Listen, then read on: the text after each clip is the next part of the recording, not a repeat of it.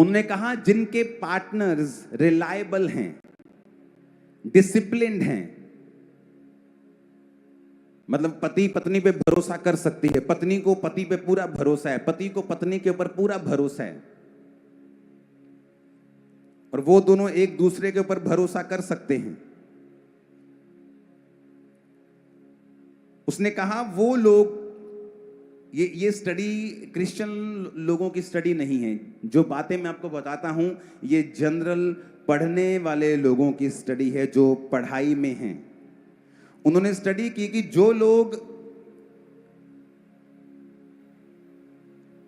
अपने पार्टनर जो रिलायबल है, डिसिप्लिन पार्टनर जिनको मिला है, उन्होंने अपनी लाइफ में ज्यादा प्रमोशंस हासिल किए हैं, ज्यादा पैसे को कमाया है, और जिनकी लाइफ में जॉब सेटिस्फेक्शन ज्यादा है। रीजन बताता हूं क्यों। कहता तुम्हारी प्रार्थनाएं रुक ना जाएं। आप जानते हैं बहुत सी फैमिलीज की प्रेयर्स परमेश्वर अनसुना कर रहा है, क्योंकि आपकी फैमिली में ऑर्डर नहीं है, आपकी फैमिली मैनेज्ड नहीं है। पतरस ने खास बोला, उसने कहा अपनी पत्नी का आदर करो जिससे कि तुम्हारी प्रार्थनाएं रुक ना जाएं। तुम्हारी प्रेयर क्या है?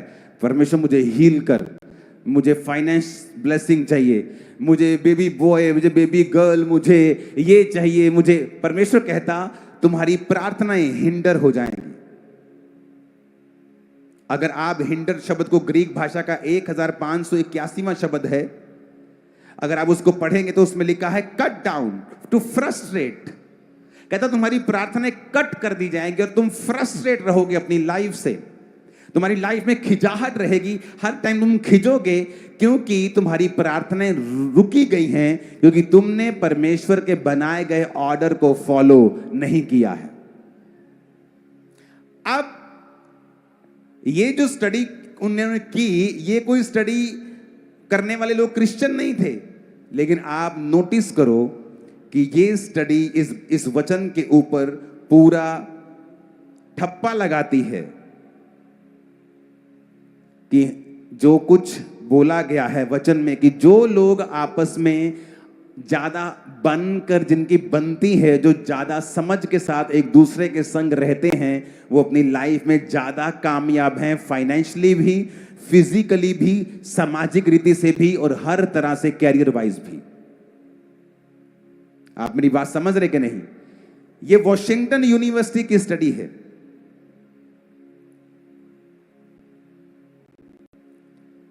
उसके अगली लाइन को हम पढ़ेंगे।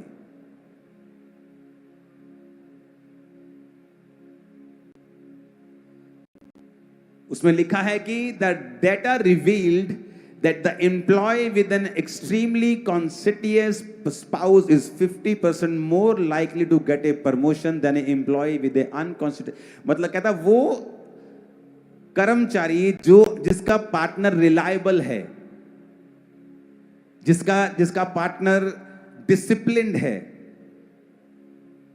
कहता वो लोग 50% ज्यादा प्रमोशंस पाते हैं अपनी जॉब्स में।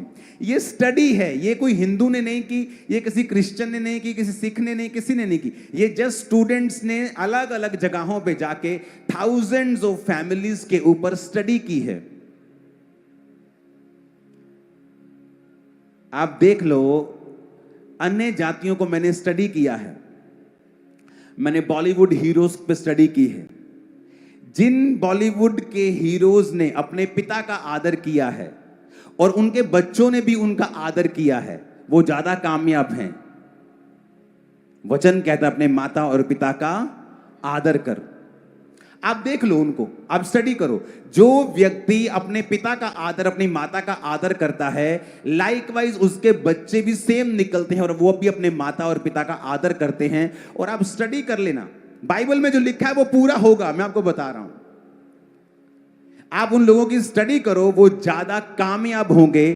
और मैं आपको बता सकता हूं ऐसे बहुत से लोग जिन्होंने पिक्चर्स की हैं और लोगों ने उनकी पिक्चर्स को सराहा है, पर वो कभी कामयाब नहीं हुए। उनके घर में जाके देखो, वो अपने पिता का आदर नहीं करता आदमी। मैं नाम नहीं लेना चाहता।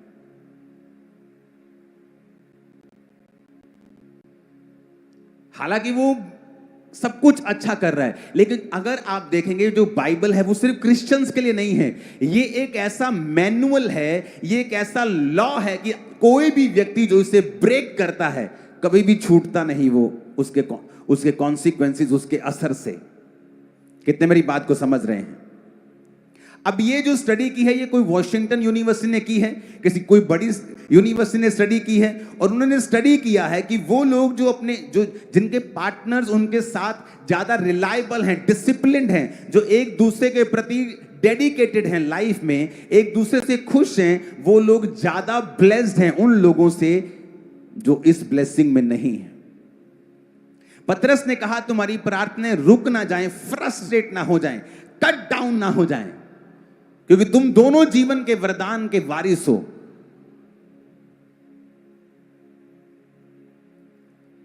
ऊंची आवाज में कहो हालेलुया। अब यह बात आपको समझनी पड़ेगी। उत्पत्ति 2 उसकी 24 में लिखा, उसने कहा इस कारण पुरुष अपने माता पिता को छोड़कर अपनी पत्नी से मिला रहेगा और वो एक तन बने रहेंगे। अपने पड़ोसी को बोलो, पुरुष अपने माता और पिता को छोड़कर अपनी पत्नी से मिला रहेगा और वो दोनों एक होंगे। अब यहां पर वो बच्चे भी हैं, वो जिनकी अभी अभी शादी हुई है, वहां वो भी हैं जिनकी शादियां हो गई हैं और वो बड़े हो गए हैं। यहां वो भी हैं जिनके बेटों की शादियां हुई हैं, यहां वो भी हैं जिनकी बेटियों की शादियां हुई हैं। अब रूल सबके लिए एक है। परमेश्वर की मर्जी क्या है, उसने एक सिस्टम बनाया। अब जब मूसा परमेश्वर ने खड़ा किया, तो मूसा ने जब एक अन्य जाति औरत के साथ शादी की तो लोग उसके कुड़कुड़ाने लगे। तो परमेश्वर ने उसकी बहन को बुलाया, उसने कहा हाँ तू भी नबिया है, पर तुझे मालूम नहीं मूसा को मैंने हेड ठहराया है और तुझे जज करने का अधिकार नहीं दिया, इसलिए अब तू कोड़ी रहेगी। और उसे कोड़ हुआ। परमेश्वर ने कहा बात ये नहीं है, बात ये है कि तू मेरी मैनेजमेंट के खिलाफ, बात मूसा की नहीं है, बात चुनाव की है। बात ये नहीं है कि परमेश्वर ने क्या किया, परमेश्वर ने क्या किया है, बात ये वो क्या चाहता है, बात ये है। बात ये नहीं है कि उसने कहा औरत आदमी के अधीन रहेगी, कि मैं क्यों अधीन रहूं, बात ये नहीं। अब वो ये भी कर सकता था कि आदमी औरत के अधीन रहेगा, ये तो उसकी बात है ना, ये तो उसने किया है ना। तो किसी ना तो किसी को एक दूसरे के अधीन रहना था, क्योंकि घर में लीडर एक ही होता है, इंजन का डब्बा एक ही होता है। कभी इंजन के 2 डब्बे देखे कभी इंजन के 2 डब्बे, कि दो इंजन के साथ चल रहा है, पीछे डब्बे चल रहे हैं, 2 इंजन चल रहे हैं, ऐसा देखा है कभी? इंजन एक ही होगा। अब यहां पर लिखा है therefore shall a man leave his father and his mother and shall cleave into his wife। लिखा क्लीव, इंग्लिश में लिखा क्लीव।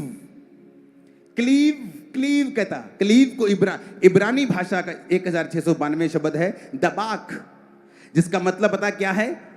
To cleanse. जैसे गीला कपड़ा होता है ना, और जब आपकी बॉडी में गीला कपड़ा आप पहनते हो, आपकी बॉडी के साथ चिपक जाता है। कहता अपनी वाइफ के साथ जो तुम्हारा प्यार है वो क्लिंज होना चाहिए, यानी तुम्हारी वाइफ और तुम्हारे बीच में कोई व्यक्ति नहीं होना चाहिए।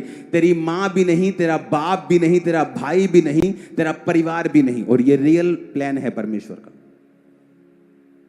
अब यहां पर क्या है, क्योंकि एक मां जिसका एक लौता बेटा है वो अपने बेटे से प्यार करती है। अब उसके पास इनसिक्योरिटी है कि वाइफ जो है वो मुझसे दूर ना कर दे, जबकि उसको ये पता होना चाहिए कि जिस दिन उसकी वाइफ उसकी लाइफ में आई, अब मां को खुद एक स्टेप पीछे रखना है और वाइफ को एक स्टेप आगे रखना है। पर नहीं, हमें उसे गाइड करना है। जब वचन कहता है कि क्लिंज टू योर वाइफ, गीला कपड़ा होता है ना, कहता है ऐसे रहना है। बट मां क्या समझा रही है? बाप क्या समझा रहा है, भाई क्या समझा रहा है। और जब तक आप दोनों का बॉन्ड, आप दोनों की लाइफ सबसे ज्यादा क्लोज नहीं होगी आपके माता और पिता दोनों से, तब तक आप रियल प्लान में प्रवेश नहीं करेंगे। बाइबल आपकी लाइफ में पूरी नहीं हो रही, आपकी प्रेयर्स फ्रस्ट्रेट रहेगी। होता ना, यार मैं प्रेयर कर रहा हूं, यार मैं फास्टिंग कर रहा हूं, यार मेरी लाइफ में काम क्यों नहीं हो रहा, मैं फ्रस्ट्रेट हो रहा हूं, ये मैं कर रहा हूं, मैं चाहता हूं, मैं सब कुछ सही कर रहा हूं, पर कुछ हो नहीं रहा है। परमेश्वर ने कहा cleanse to your wife, adhere to your wife, join together, keep fast, overtake, pursue hard, stick to your wife. अब मां को यह चाहिए कि वो एक कदम पीछे हटे और अपनी बेटे को खुद अपनी पत्नी के क्लोज होने के लिए, और पत्नी की मां को चाहिए कि सारा दिन फोन पर चुगलियां करके उसको पति के खिलाफ करने की बजाय वो हेल्प करे कि वो पति के करीब जाए। क्यों? क्योंकि जब वो दोनों एक होंगे तभी ब्लेसिंग उतरेगी, नहीं तो नहीं उतरेगी। अगर आपकी सासू मां और आपकी मां ये काम नहीं कर रही हैं तो वो एक्चुअल में आपका नुकसान कर रही हैं, और जब वो आपका नुकसान कर रही हैं वो अपना नुकसान कर रही हैं, वो अपने गर्भ का नुकसान कर रही हैं, अपने घर का नुकसान कर रही हैं, ये समझ के कि वर्ड ऑफ गॉड क्या कहता है। फिर से पढ़ेंगे इंग्लिश में भी। Therefore shall a man leave his father and his mother, मनुष्य अपने माता पिता को छोड़कर अपनी पत्नी से मिला रहेगा, and shall cleave unto his wife। Cleave का मतलब फिर से दिखाएंगे, दबाक, that is clinch, गीले कपड़े की तरह चिपका हुआ, stick together। तुम और तुम्हारी वाइफ एक हो, कोई तुम्हें सेपरेट ना करे। बाइबल क्या कहती है? कहता परमेश्वर ने कहा, जब हम मत्ती 19 उसकी 4 से 6 आयत को पढ़ते हैं तो परमेश्वर ने कहा, उसने उत्तर दिया, क्या तुमने नहीं पढ़ा जिसने उन्हें बनाया आरंभ से नारी और नर बनाकर कहा, इस कारण मनुष्य माता पिता से अलग होकर पत्नी के साथ रहेगा, वो दोनों एक तन होंगे। अतः वो दो नहीं एक तन है, जिसे परमेश्वर ने जोड़ा है उसे मनुष्य अलग ना करे। अब हुआ क्या? बेटी ने फोन किया और मेरी बन नहीं रही उसके साथ, अब मां कह रही तू हो जा बखरी। अब बेटा गया मां के पास, अरे बेबी नहीं हो रहा, तू हो जा बखरा। अब उसे वचन नहीं पता। क्यों समाज में आज, क्यों फैमिलीज में इतना कायोस मचा हुआ है, इतनी खिचड़ी रायता फैला हुआ है, इतनी मुसीबतें हैं, समस्याएं हैं? क्योंकि आज ना तो वचन की समझ है, ना हम ये समझ पा रहे कि बाइबल इस विषय में क्या कहती है।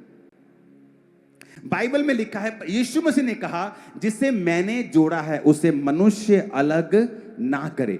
जब आपकी मां आपकी पत्नी से आपको अलग करना चाहती है, उस पर भी परमेश्वर का कर्स आता है। जब आपकी सासू मां आपकी पत्नी को आपसे अलग करना चाहती है, उस पर भी परमेश्वर का श्राप आता है, आपको नहीं पता।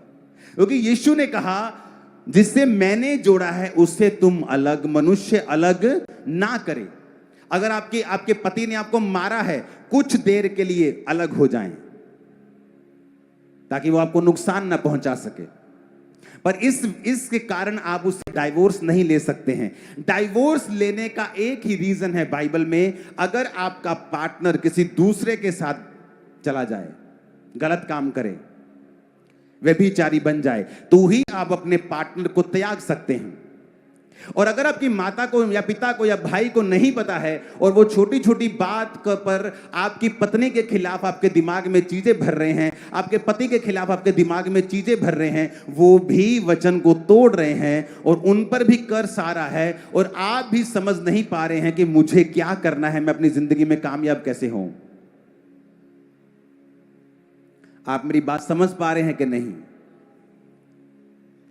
उसने कहा, he shall cleave unto his wife।